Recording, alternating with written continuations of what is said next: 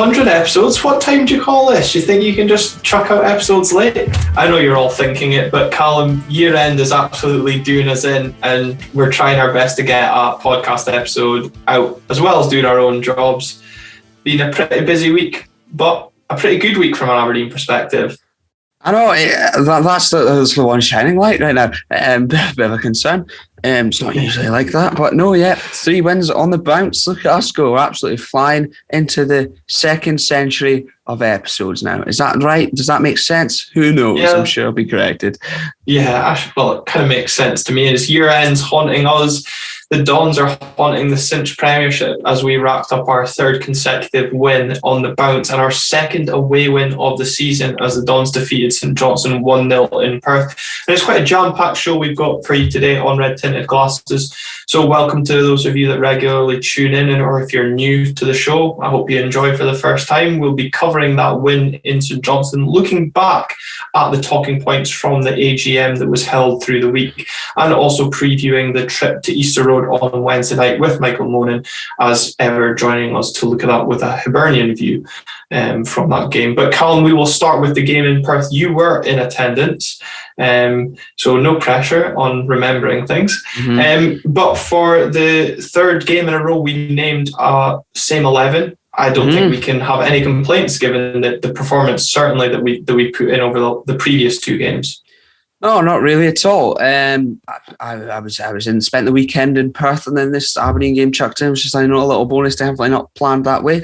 But the same starting 11, consistency in that, and consistency in results. It's weird how that works out. Now we're actually getting the chance to play the same 11 without having suspensions, injuries from week to week. And it seems to be paying dividends. There was no complaints when the starting 11 came out. I think it was basically certainly what I expected, I guess probably what most people expected. And eventually, it took a little bit of a while to get going. It wasn't the best of games. It was very cold, pretty miserable, but it got the result in the end. And, consistency in lineup, consistency in results. Hopefully that'll carry on. Yeah, I suppose in these games, it doesn't matter about the performance or what the game was like, especially when you get 3 points. I certainly hope people weren't going to the game expecting goals, given only 2 of the last 15 games between the sides have produced more than 3 goals in them. And it's also 4 straight meetings between the 2 sides where the home team have not come out on top. And just on that point where you made about consistency in team lineup and consistency in result, at Fit Badadi on Twitter, who is a regular listener to the show, he made a rather amusing point how Jet has had 3 starts and the Dons have had 3 wins since his kind of exile from the squad, so to speak. We've been quite critical of Jet, and maybe we need to cut him some slack because he's coming and results have changed as well. And, he actually probably put in, from what I saw, I watched parts of the game on BBC Alba. It was live on Saturday night, and I watched the highlights as well. And Jet put in a decent enough performance and kind of unlucky not to score in the first half. But, Xander Clark had a good save.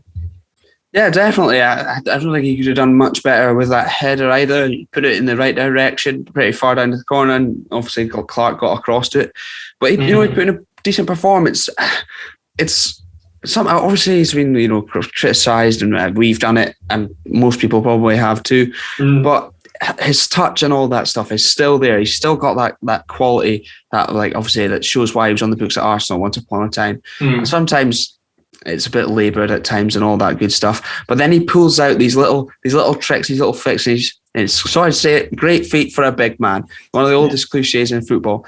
And he performed very, very well. And no reason he won't keep his place going into the Hibs game too. Obviously, he came off perhaps, and it ended up changing the game. But perhaps maybe because he's not been involved too much again, and that was another game.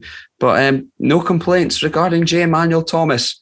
That is a new thing.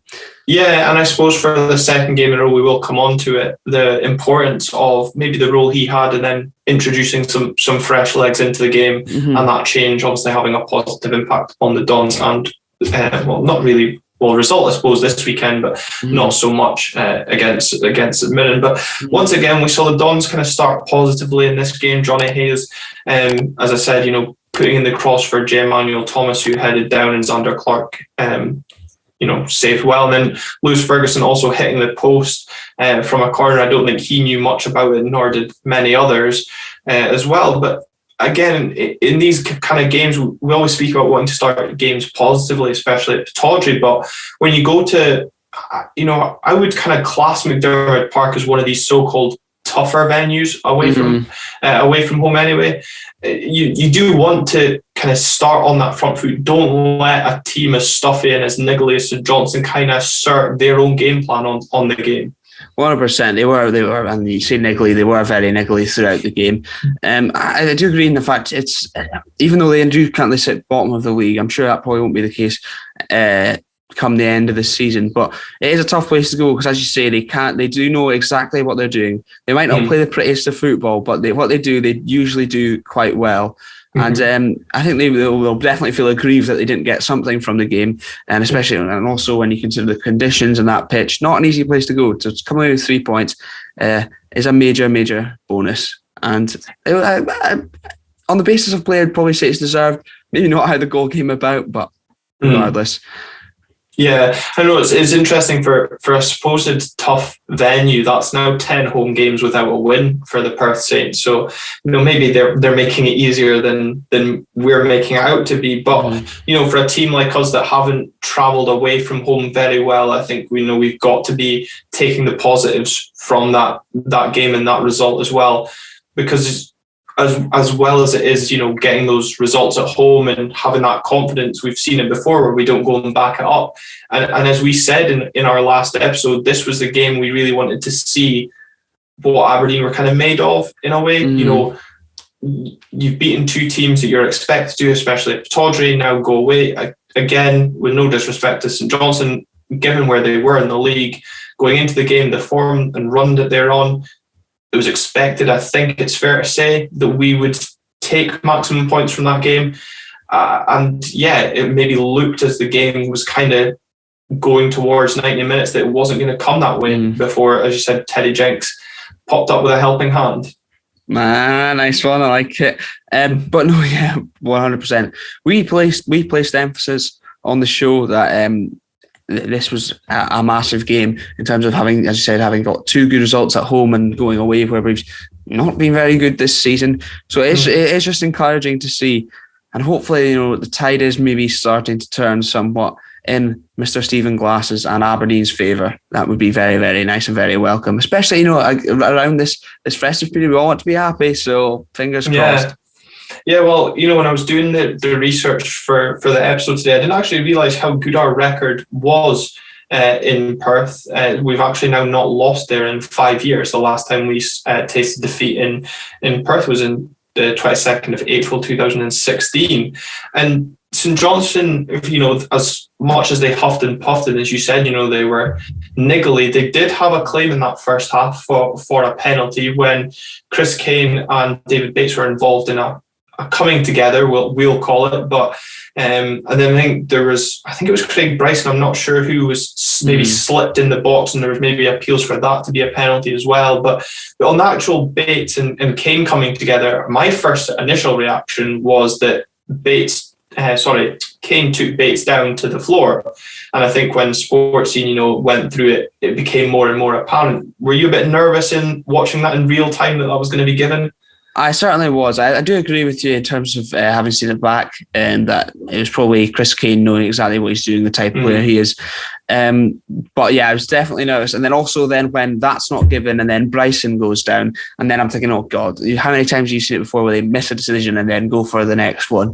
But thankfully Greg Aitken did not give it but I was twitching a little bit. Might have been shaking from the cold with the weather, but I wasn't very pleased when I saw that, but thankfully we got away with it. And Greg Aitken did us a favour later on, so that was okay. Yeah, exactly. Nice again. About time we got some rub of the green from the men in black in the middle.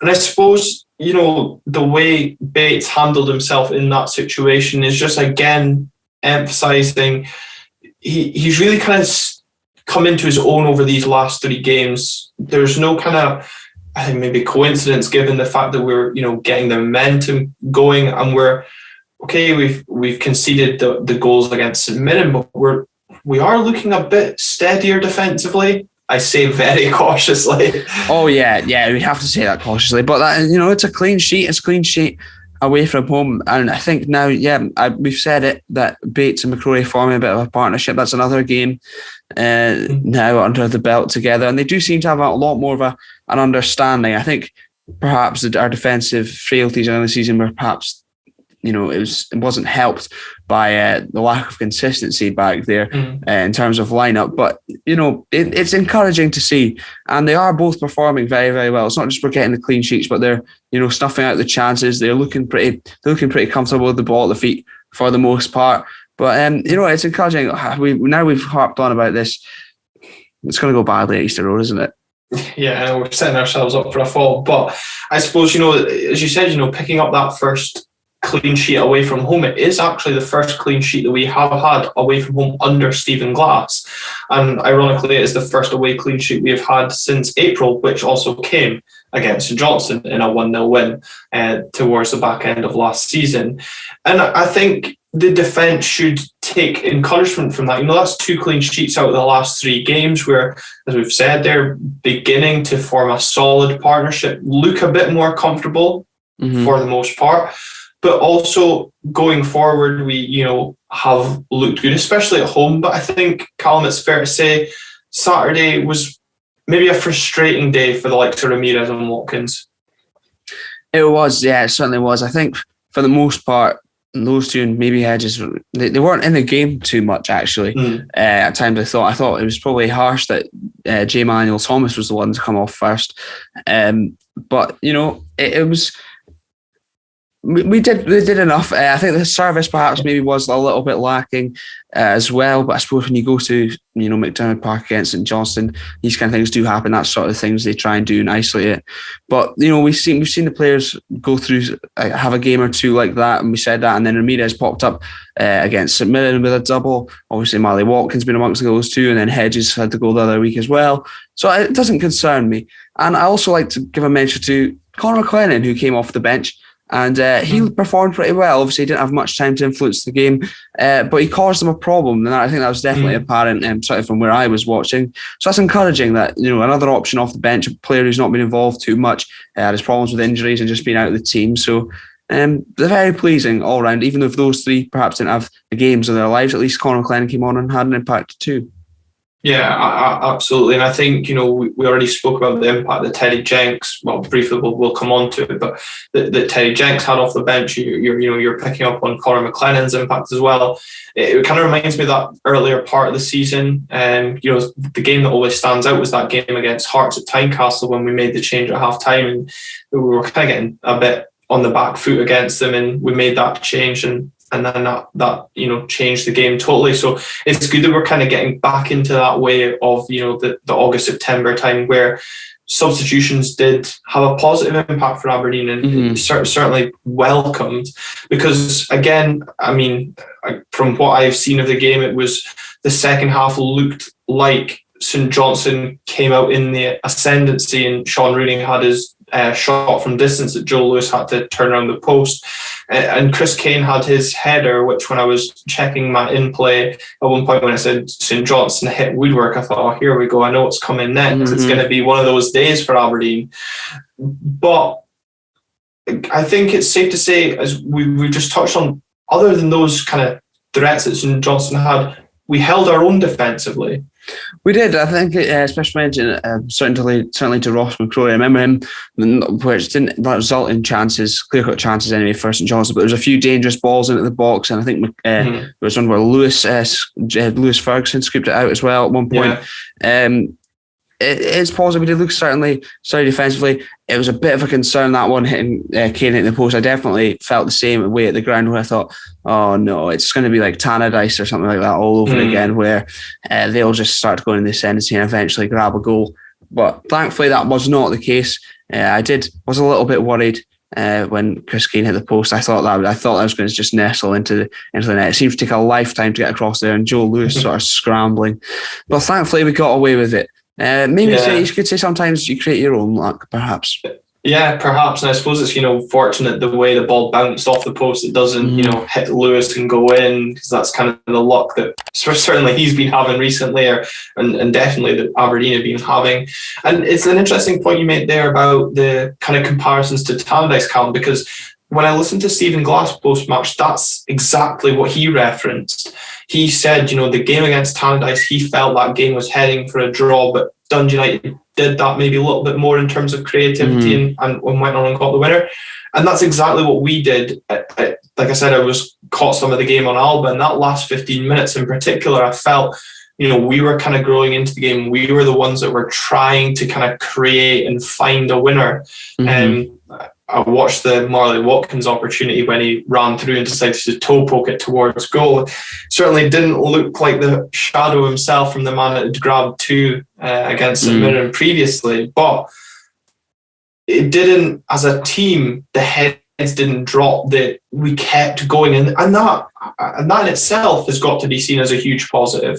I think so, and I think the travelling crowd sort of fed off that as well. Because I remember, unfortunately, I was sitting down in the sort of side stand, but I do remember getting out of the seat and sort of everyone around me and getting behind them and giving a bit of a roar. I think just Hayes a few times getting slipped in behind. There was a couple of opportunities as well where he didn't even get slipped behind, where perhaps that was the better opportunity.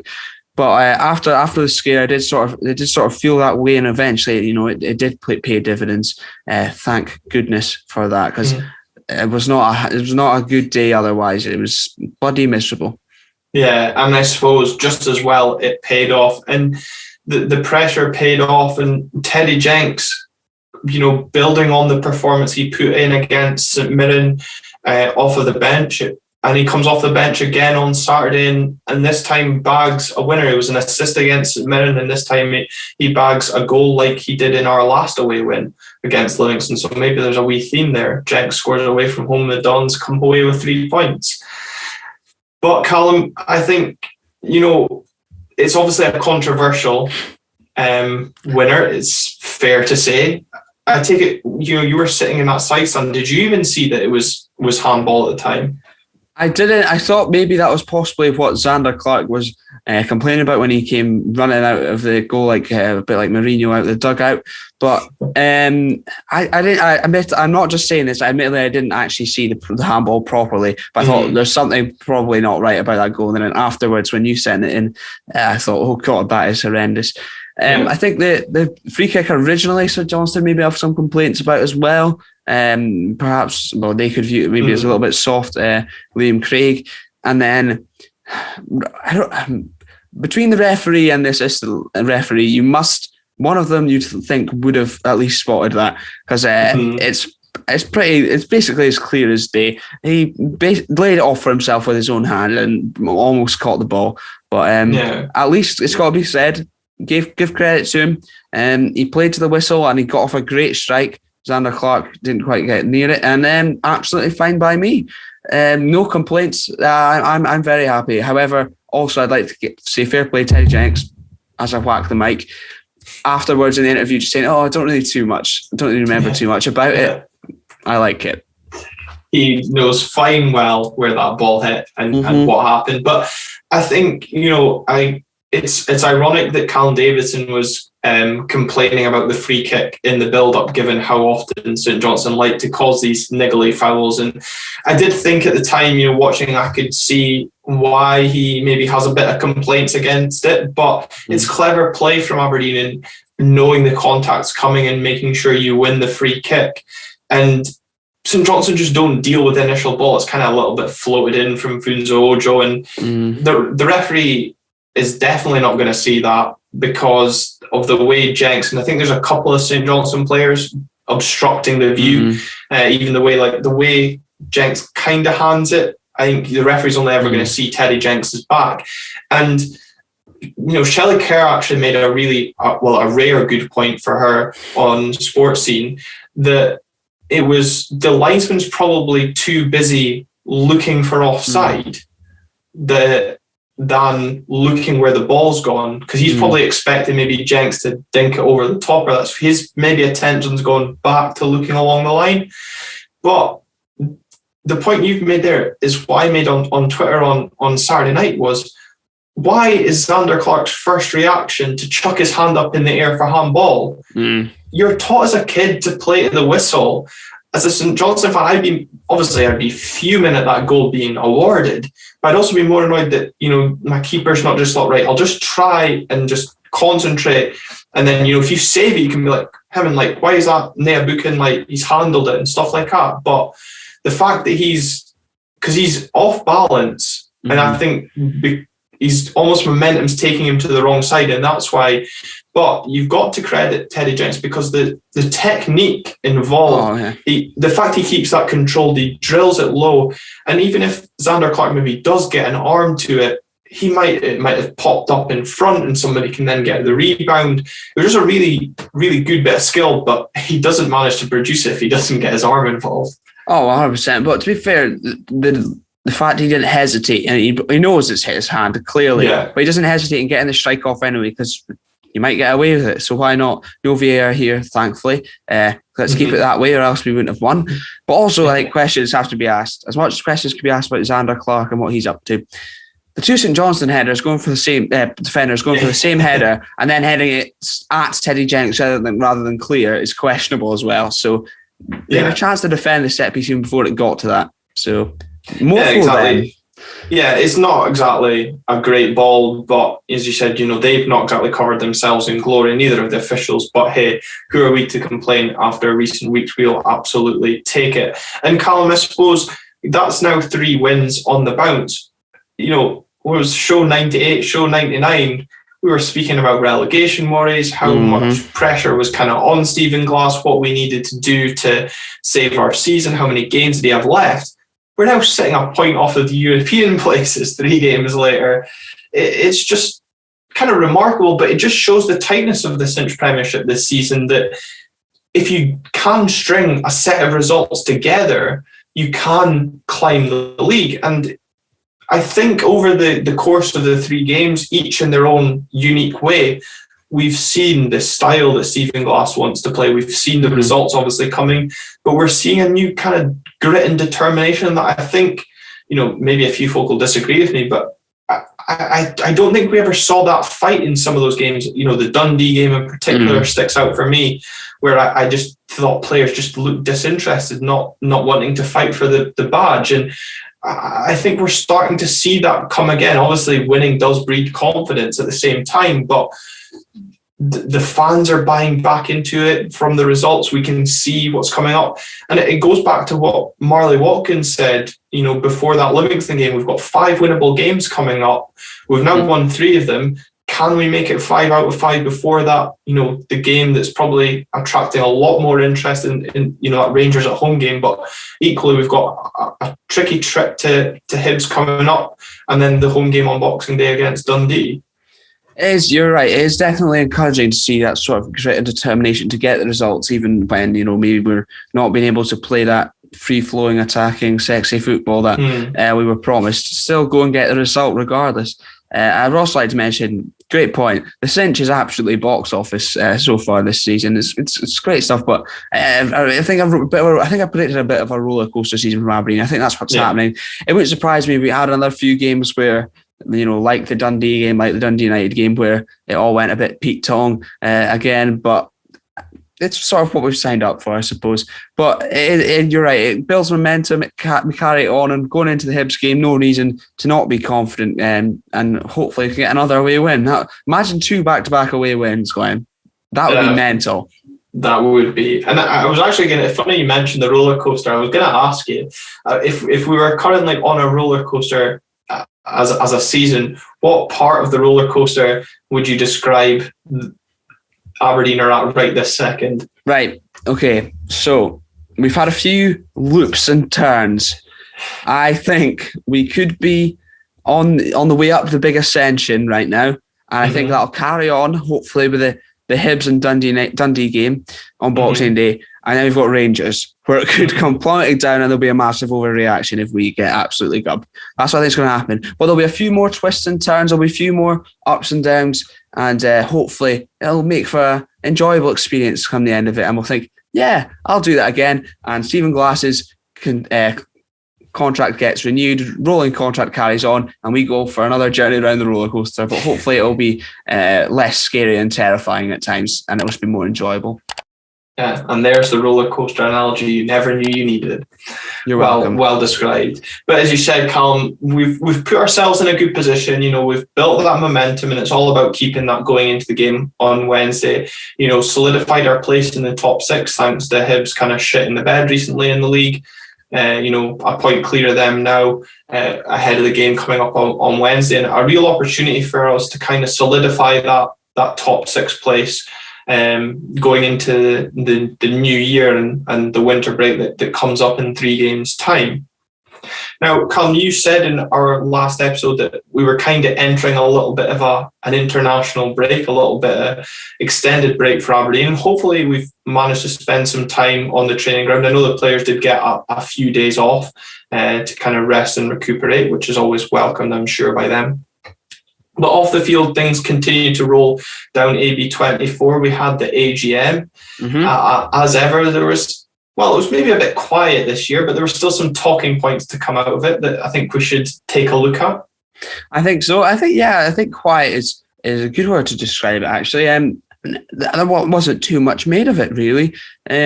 Obviously, we had some news on the stadium, some Ronald Hernandez talk. So let's get into it. Yeah, we'll start with the signings first. It was announced that Jack McKenzie had committed to a contract extension signing up to 2025. And before that, Tom Ritchie, the highly rated goalkeeper, had also signed a contract extension as well.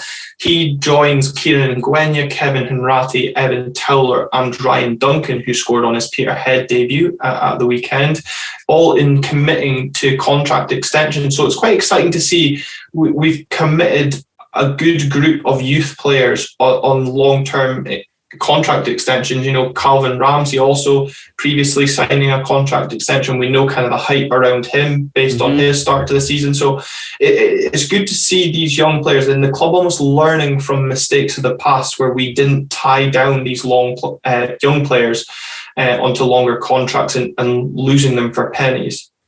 Yeah, definitely. Obviously, a few of the names mentioned, I'm not going to pretend I know a lot about, but if they're highly thought of being awarded good contracts, then that's obviously a plus sign. And you mentioned Calvin Ramsey there, and obviously previously mentioning Jack McKenzie. Hopefully, we can sort of see these players being introduced. And I don't think it's something that Stephen Glass will hesitate on doing. So it is very, very encouraging to see, and also players who want to be here as well, which is always nice, signing those long contracts.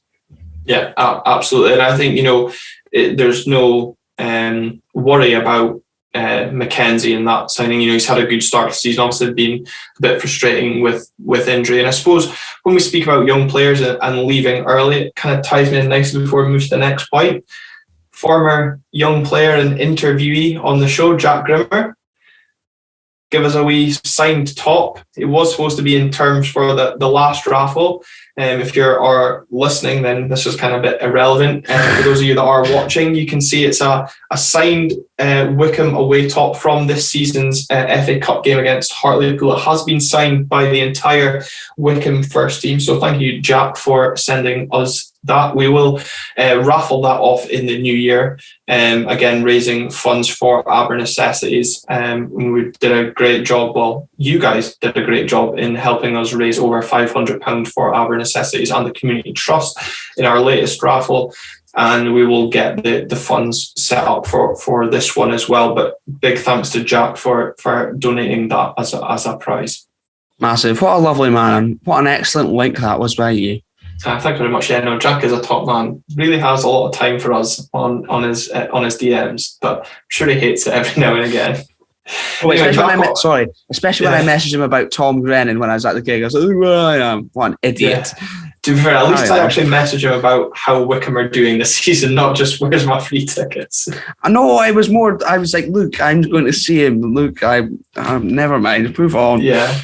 If you want to know why Calum hasn't got tickets, go back to that Jack Grimmer interview and hear the full story in that episode.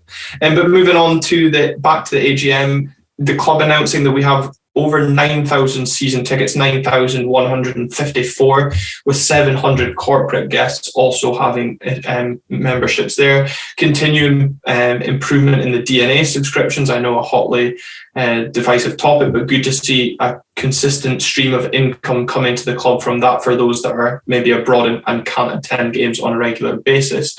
And obviously there was then discussion around the new stadium, with Rob Wicks revealing that the earliest Aberdeen can look to be moving to a new stadium will be the 2025-26 season, which for me, I'm quite happy about. I do love Pittodrie, and it also gives me a chance to take the wee man to Pittodrie before we move to Pastures New as well.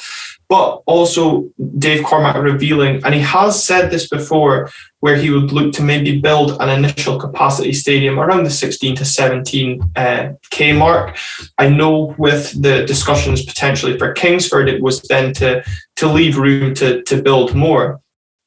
Now, obviously, with the preferred site being at the beach, one of the suggested sites, I should say, preferred by maybe me and you, Calvin, sites at the beach, the capacity could be restricted to 16, 17,000. How do you feel on that? I think it would be frustrating that if there wasn't room to expand. However, looking at attendances, how they've just been over recent years, really, not even just this season, it would still be enough. I just think I wish that, for example, if we did become absolutely brilliant again, that there would be room for expanding. But I'm sure the council would find a way to make that possible if need be. Happy enough, I suppose. And I suppose maybe in a stadium sort of that size, then it'll be more likely to be at capacity, perhaps, providing a better atmosphere as well. Yeah, and I suppose you're kind of between a rock and a hard place, which is maybe where the stadium's going to be squeezed in if it's down at the beach, as some may say. But that 16, 17 capacity, when you look at the season tickets we've got, it's currently sitting at 9,000. Cormac was going on about getting 15,000 season tickets. You're then only obviously limiting a small away end, but you don't really care about the away fans as, if we can get, as you say, I kind of referenced it as if we could maybe kind of build it around a Tynecastle way, steep stands, get the crowd on top. And that 16, 17,000 would be a lot more intimidating than, say, a 20, 22,000 with loads of empty seats going about.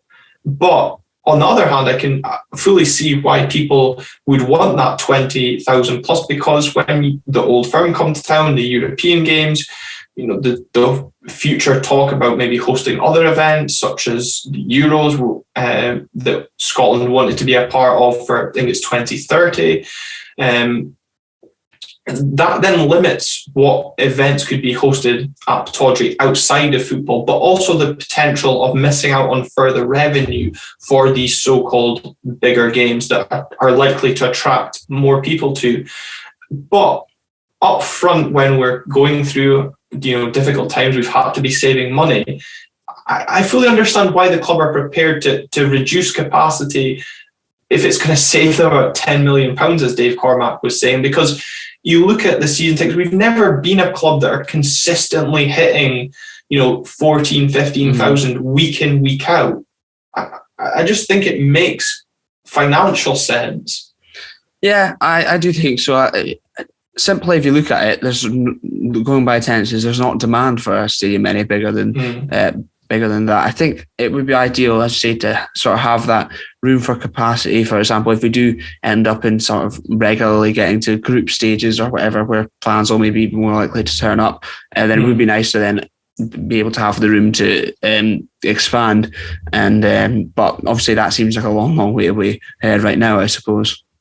Yeah, it was interesting though. One of my friends was saying that surely if you build a stadium at 16, 17,000, similar sort of location to where Pittodrie is, there may be that new buzz around a new stadium. You might get an influx of people wanting to see what it's like, and then you restrict it. But look, we're a one club city and we've struggled to attract crowds on a regular basis. I don't really think a new stadium is going to do that straight away, but you never know. If the product on the pitch continues to improve, then we'll see what happens. In the AGM, there was also question marks, as you said, about Ronnie Hernandez. His preference is to stay in America. Who's shocked? Not me, not you. I just think at this point in time, he says an update will be given at the end of his loan period. Dave, mate, just get us our money back. One of the worst transfers that's happened in recent times, certainly in terms of money spent. And there's been a few flops with money spent. I mean, look at Mr. Forrester, for example. But I think everyone would have liked, it to work out. It would have been quite romantic in a way. A Venezuelan come over to Pataudry and setting there that right flank alight. But it's not been the case. I don't blame him for wanting to stay in America for family reasons. Bit of a culture shock probably coming here as well, you can probably say. But I think it is a shame. But at this stage, get the money back basically at some point. That'd be pretty nice, rather than just consistent loans to Atlanta or otherwise. Yeah, I wonder where that ranks. I'm sure there's Paul Bernard that we spent £1 million on. Yeah. And he got sent off very quickly. I wonder where that ranks, Hernandez v Bernard. I'm sure folk will let us know in the comments or on YouTube or on Twitter at @RTG_podcast. And Callum, there was also question marks around the missing Matty Kennedy, who's been out with a back injury. It was confirmed, but should be back in training ready for after the winter break, or as I looked at it, ready for the shop window. As I'm sure the club will be looking to free up some wages in January. And I think if the right offer comes in for Matty Kennedy, I think it's fair to say he'll be leaving.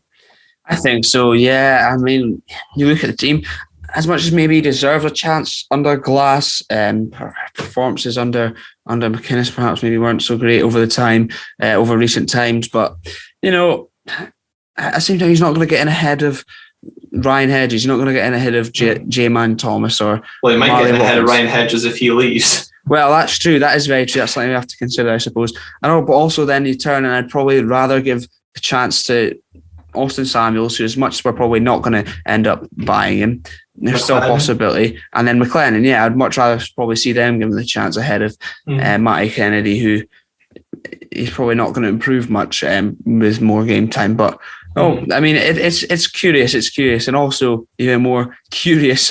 It's definitely not a word. Mikey Devlin. Yeah, Mikey Devlin.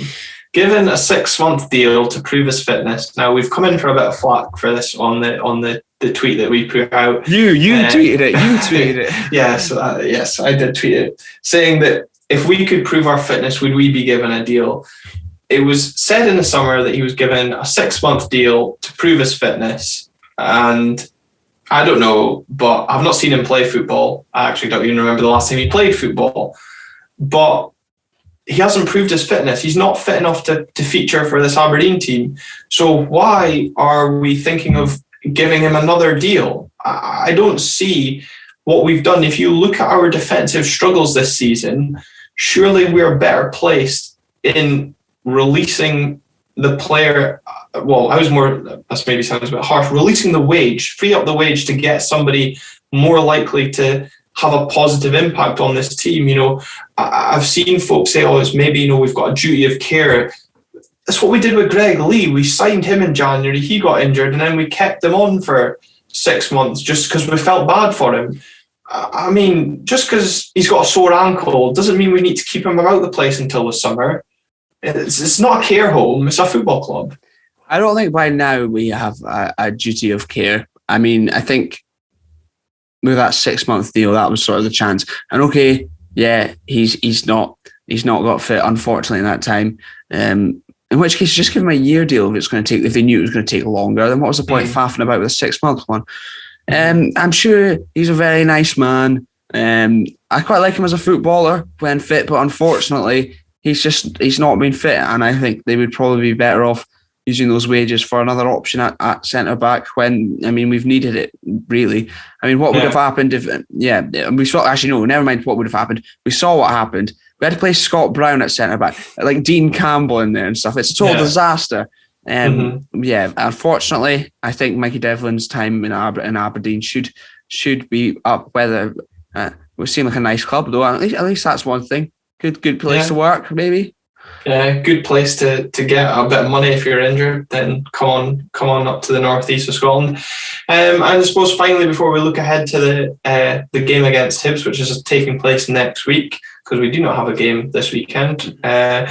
Funso Ojo, in relation to the Dundee United game, now we can't obviously talk too much on this given that the incident is now going to court, but quite mad how he has found himself being charged when a fan has got himself into a restricted area at Tannadice. Funso Ojo is now being charged with assault. Pretty still remarkable how this rumbles on. Yeah, I mean, stand by Funso Ojo. Obviously, his fans probably got into the restricted area. He's probably been in the corporate on the drink all day, and he's probably been a pest to Funso Ojo after what happened, and he's probably not taken very kindly to it given his early experience in the day. Obviously, don't know exactly what happened. That's what I'm sort of guessing. Okay, I mean, not really bothered. Well, I like Funso Ojo. Keep playing him. Stand by him. We are all Funso Ojo. Well, it's good to see the club have come out and said they're offering him support, despite what is going on off the field. And he's not let what is going on off the field affect his on-field performances. And I'm sure we'll still continue to use his services until Calvin Ramsey is back fit. But even if Calvin Ramsey comes back into right back, we know that he's more than capable of slotting into our midfield. So he's really proved a good utility player for us this season. And I suppose that's something that Callum will look into maybe towards the back end after these upcoming games. Is we're obviously coming up to the January transfer window. So for a bit of additional content as before the winter break, we'll look at the squad and who's coming out of contract towards the summer. So who would you look to keep? Would you look to maybe cash in on some of these players in the January transfer window? So stay tuned to that on Red Tinted Glasses. But as I said, we travel to Edinburgh on Wednesday, 3 days before Christmas, looking to make it 4 wins in a row and back-to-back away wins, as Callum said. And joining us to preview that game, as always, is Hibs fan Michael Monan. Well, Michael, welcome back to Red Tinted Glasses. We're recording this on Thursday. You've got a cup final to look forward to on Sunday. How are you feeling ahead of that game? Well, firstly, thank you for welcoming me back. Cup final, I don't know. It's a weird feeling, right? I don't know if this is because we're not playing that well or we've been at Hampden quite a lot in recent years, but it's just like quite an apathetic feeling at the moment, to be honest. I'm like, usually I'd be buzzing, but I'm just kind of like, it's another game in it. But Saturday night will be roaring ready to go. But right now, I'm just kind of like, it's what it is. Do you think that the apathy has anything to do with sort of your late bus cancellation, perhaps? No. This has preceded that. League form instead. Poor league form. Well, it's just I had a very similar feeling before the Rangers game, the semi-final. I was just kind of like, I'm going to have a good day until kick-off, and then whatever happens is absolutely out of my control. I've actually started to realise that nothing I do can affect how Hibs play. It's taken you this long to realise that. And I'm just kind of like, I'm going to have a good day. And then if they decide to enhance it or ruin it, then that is entirely on them. That's fair. And then presumably the outcome of that final will have an impact on the upcoming game against Aberdeen. How are you feeling about that? I don't know, because this is another... I said this to you last night when Celtic scored in the 90... Well, whenever the ref played until they scored. But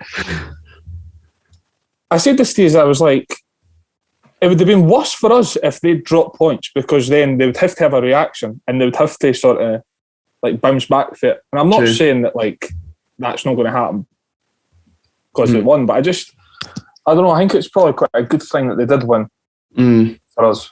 But I don't. And to coin the phrase "a cup final," because it's just a one-off game and anything can happen. So I don't know. And with regards to Aberdeen, I don't think it's going to have any bearing on our game against Aberdeen unless we get people injured. I suppose one bearing on the game on Wednesday against Aberdeen could be who's in charge or who's in the dugout. Obviously, rumours around Sean Maloney set to take charge of Hibs. Obviously, David Gray's going to be in charge on Sunday. What's your thoughts on the potential appointment of Sean Maloney?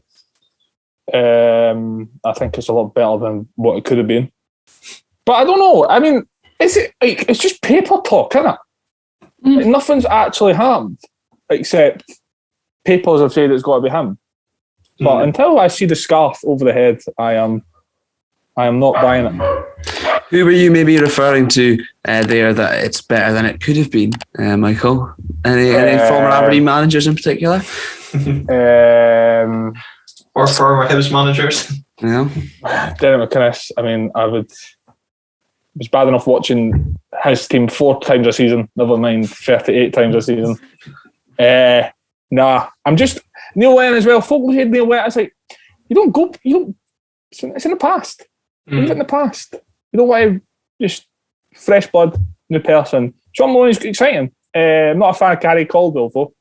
No, that's an interesting one as an assistant, and I suppose when some of the names in the summer were, well, I suppose pre-summer, were getting banded about for the new Aberdeen manager. Sean Maloney was one that was certainly exciting me and a few other Aberdeen managers. And if he is to take the job, it'll be interesting to see how he gets on. Stephen Glass has found himself under loads of pressure from the West Coast media, and it'll be interesting if Sean Maloney steps into the dugout. Calum, if he'll find himself under similar sort of scrutiny that Stephen Glass has found.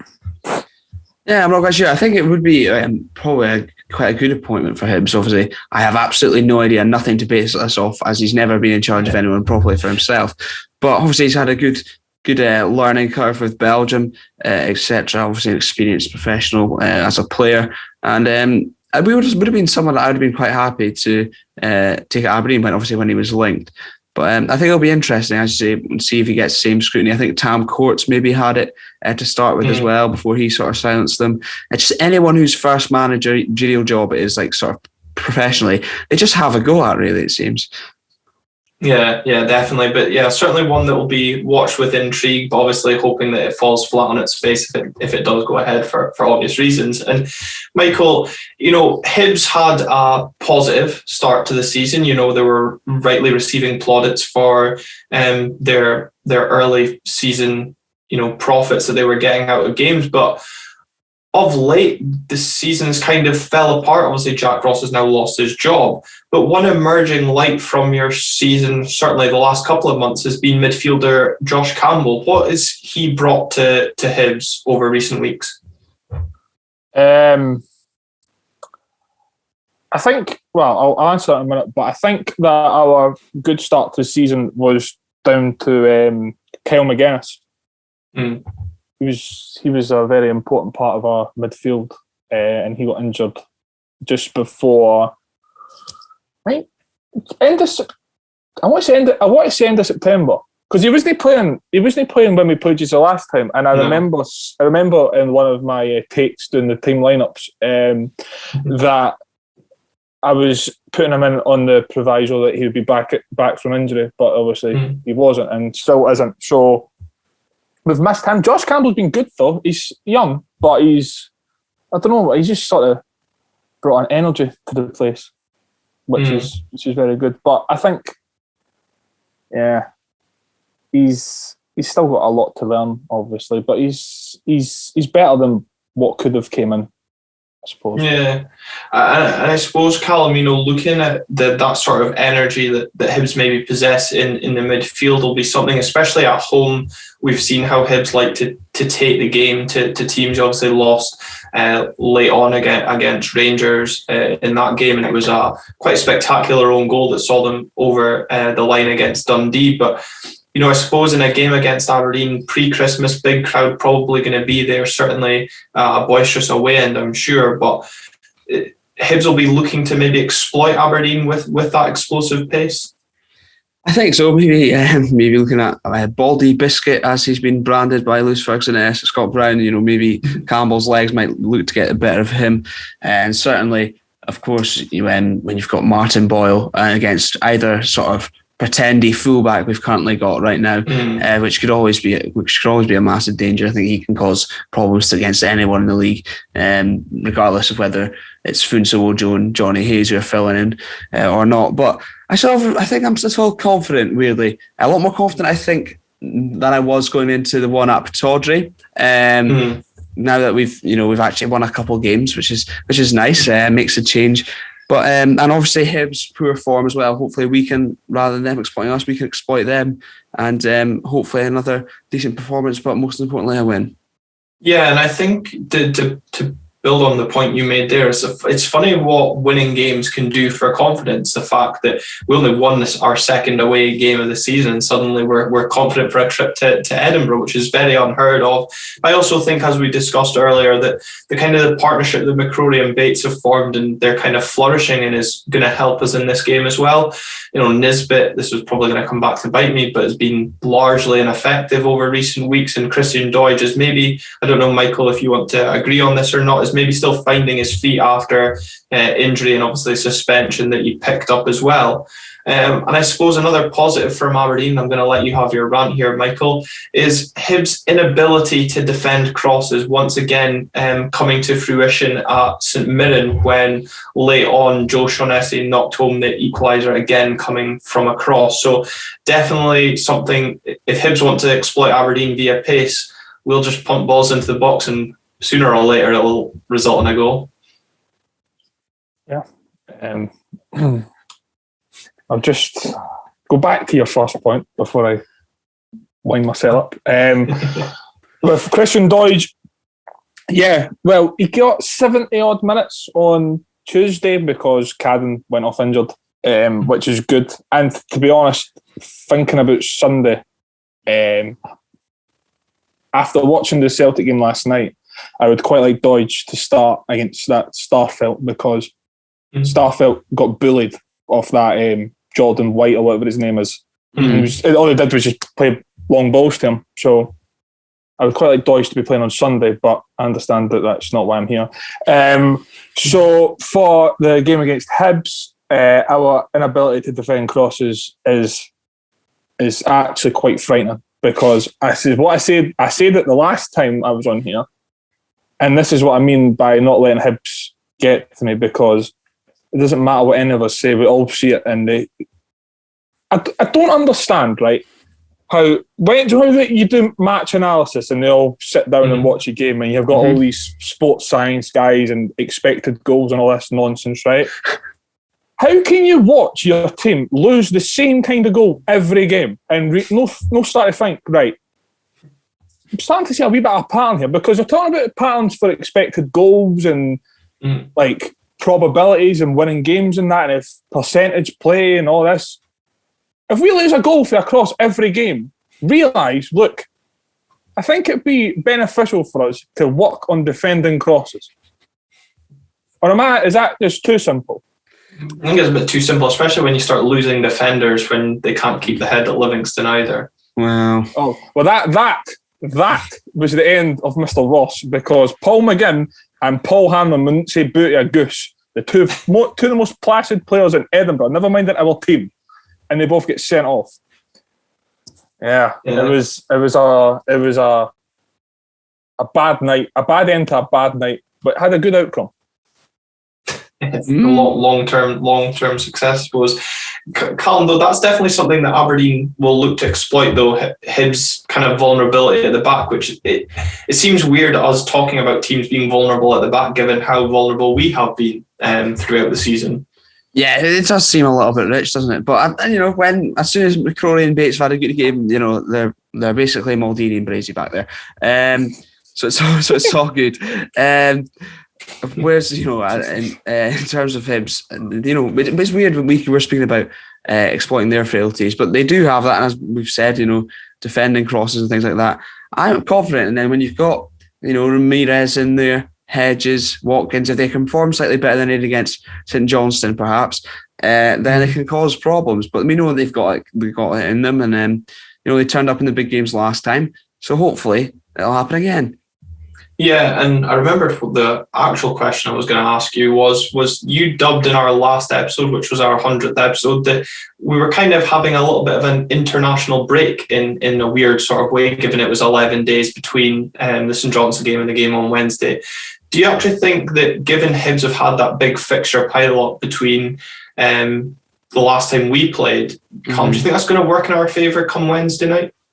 I think so. It's not enough time for them to lose sort of sharpness. I presume intensity in training would have been good, and obviously Hibs with their problems, some suspensions, etc., and obviously the pile up of games too. You'd like to think that hopefully they're becoming a bit more leggy, but I've thought this many a time before, especially in Europe too. When there's European games, and it's not made any difference whatsoever. So I'm just going to hold my tongue slightly a little bit, but I'd like to think that hopefully they've had sort of a gap of 11 days between games, plenty of time to work on things on the training pitch with the focus just on the Hibs game, no distractions, no players away for international breaks. So hopefully things will all go to plan, and they've had plenty of time to execute a perfect plan. Yeah, and Michael, would that be a concern, I suppose, from a Hibs point of view, the fact that Aberdeen are coming into this game well rested? And I suppose, like we said, we're recording this on Thursday, so depending obviously how the cup final goes, but will it be sooner rather than later that those amount of games do catch up on Hibs? Were you looking leggy in the final stages on Wednesday? I don't know.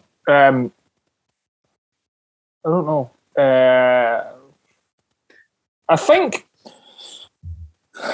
it's a disgrace, right, that we have to play all these games in a short period of time.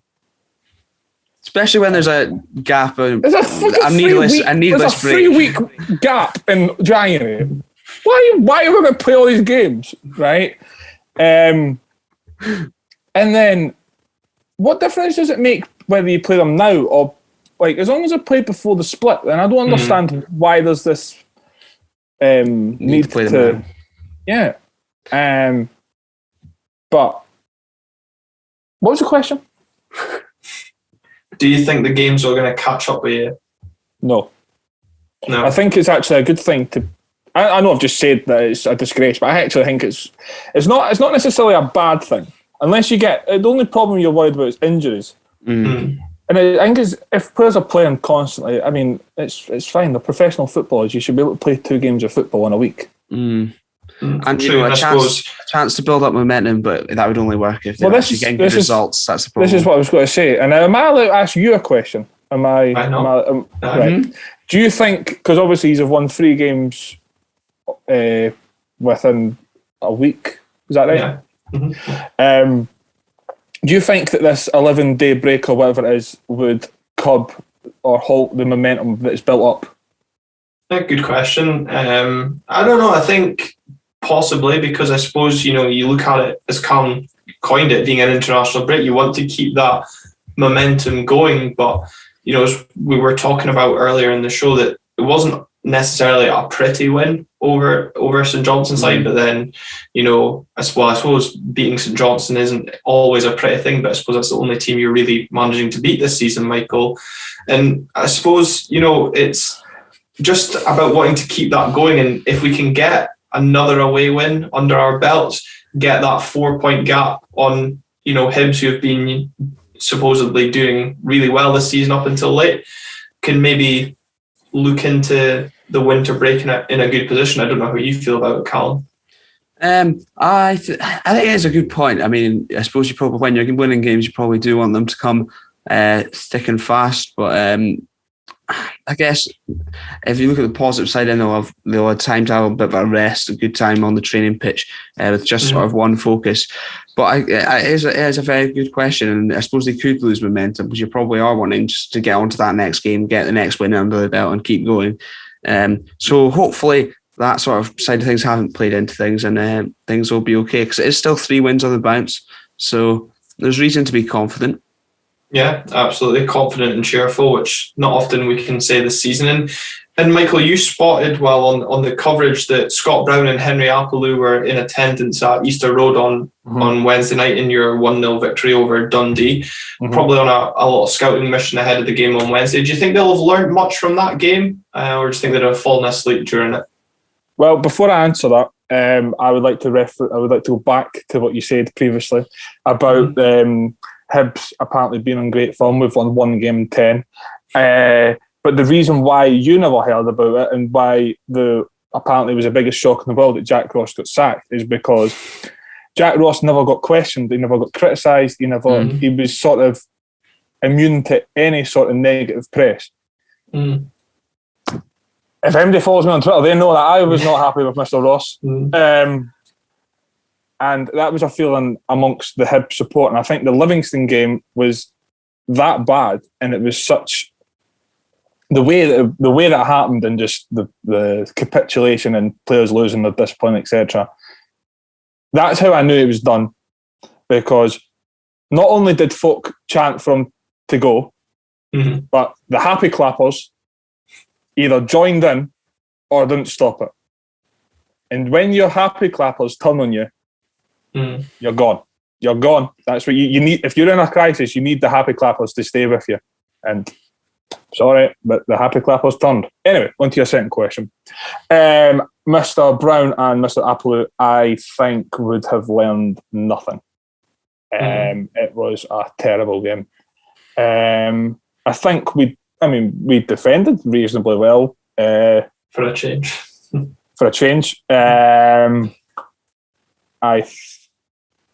It just wasn't a good game of football. I mean, there's not really much to say. It was a great header from the guy. Monan. Probably one of the best headers I've actually seen at Easter Road. But it was just a run-of-the-mill rearranged game, to be honest. Nothing of note. I hope they didn't have to pay to get in. That's all I'll say. Well, it'll be interesting to see, because I was listening to an interview with Scott Brown on Red TV today about how much Apollo spends analysing games and analysing opposition. So I'm sure he'll have found some benefit of it, even if you didn't enjoy the game. And I'm sure that they'll be working on something over the coming days on how to exploit Hibs' weaknesses. But certainly, a big game, and as I said earlier in the episode there, about kind of the league position, because Aberdeen currently holding 6th place in the league. Obviously, Hibs have got aspirations of not only being in the top 6, but getting themselves into Europe as well. So important, because obviously Hibs' poor form now, that they're level in terms of games played with Aberdeen, and they're still going to be behind us now due to those drop points. Right. I mean, sorry, Carl. Michael. No, it's okay. On you go. I want to hear what you have to say after that. Okay. I don't know about yous, but see if Hibs don't win, I don't check the table. I do. I just don't want to look at it. I don't want to think about it. And as I said, the league's that tight that everybody's within like 5 or like a couple of wins for each other. Do you know what I mean? So if I won, like Aberdeen, for instance, yous were like just panic stations like a fortnight ago, and now yous are like getting beach ball going for a European trip. Do you know what I mean? It's like it can change really quickly, but you need to win games of football, mate. And I'm not trying to go Michael Owen here, but if you don't win games of football, it's going to be really hard for you to do anything, right? But I don't know. I mean, if we win next Wednesday, then what's the difference? Because as I said, I've not checked the table for about 3 weeks. I don't know. So if we beat you on Wednesday, you'd go 2 points above us. Right. So exactly. So I mean, it's a point in it at the moment. It goes from Hibs crisis to immediately they're looking back, sitting pretty again, I suppose. And it turned like it. We've both got quite a difficult festive fixture list, I think. Yeah, both play the Dundee clubs and both play the Old Firm as well. Yeah, and you have got a trip to Dingwall as well. Yeah. Whilst we play our friends from across the city. But I'm just my point is that it's easy to get carried away and it's easy to get too down when it's not required, because, as I say, only a win or two and you're back where you sort of want to be. And no, it's a good point Michael makes there, Calum. And I suppose from an Aberdeen point of view, we've obviously, got the win against Hibs at Pittodrie earlier this season. We've been unbeaten against Hearts so far this season as well. It's kind of beating the teams that we should be expecting to beat that we've kind of struggled. And I suppose, as Michael says, maybe a bit early to continuously be looking at the table, but suppose like come the end of the season, you want to be beating those teams that you should, or you'd maybe expect to be in and around those European places, and Hibs would be one of those teams you would expect to be there. So it is kind of important for us to just carry that momentum on that we've had from the 3 previous games by getting a positive result on Wednesday at Easter Road. Yeah, I think it's massively important, especially can you continue building momentum, looking a little bit further ahead, even past the Dundee game to that game against Rangers, and also just ending it before this little winter break in a good position and on a positive note, heading towards that. I think it's interesting that we have now started. We've won 3 games, and those are the games you'd sort of be expecting us to win. And as you said, that we've not been doing so far. So it'll now be interesting to see if now in the game against Hibs, a team will probably be competing with for the European spots. See how we do off the back of a few good results. So obviously, last time we managed to get a good result against them, but that was after a terrible run of form as well. So it'll be interesting. I think it should be a good game. It'll be a good game under the lights, I'm sure. As you say, have you mentioned boisterous crowd? So hopefully, we've got a new food menu as well. Oh wow, that is fantastic news. Ron McCon has brought it in. So goodness me. Still disappointed the pizza and chips. That's gone now, hasn't it? No, you can get I don't quote me, but you can. There's a variation of it. It's not the pizza that though. Oh, that was always a highlight after Middleton's anyway. But no, Michael, as always, been a pleasure to get you on Red Tinted Glasses to give a Hibernian perspective as the teams look to face each other a few days before Christmas. Despite the result, I hope you have a good Christmas and New Year, and I'm sure we'll catch up with you in the new year. Okay, and to you, thank you very much for having me. No problem at all. That was Michael Monan, as always, with his unique take on all things Hibernian. Looking forward to the game on Wednesday. I'm sure he'll have an interesting time at Hampden at the weekend. But Calum, as always, something we've got to keep this momentum going on Wednesday.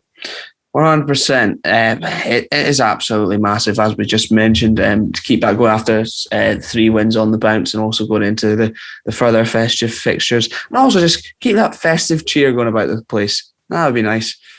Yeah, absolutely. And I hope you enjoy the game. Once again, you're going to be the member of the podcast in attendance 2 in a row. Unfortunately, I don't have enough time off work. Coming up year end, as we mentioned at the start of the show, is really killing me just now.